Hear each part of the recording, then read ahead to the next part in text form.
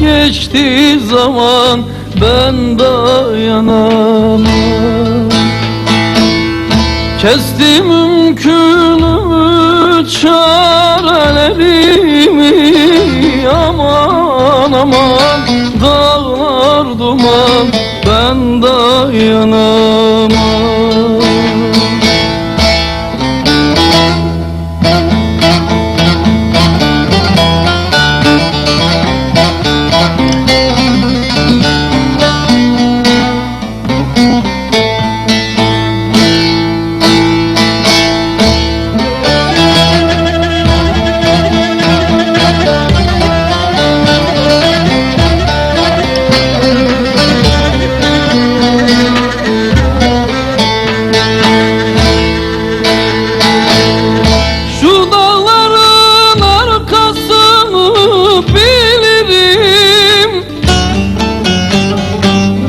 Ömrüm yeterse belki gelirim.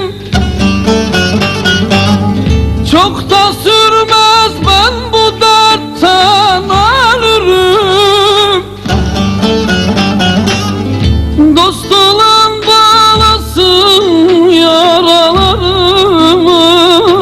aman aman dağlar duman, geçtiği zaman ben dayanamam.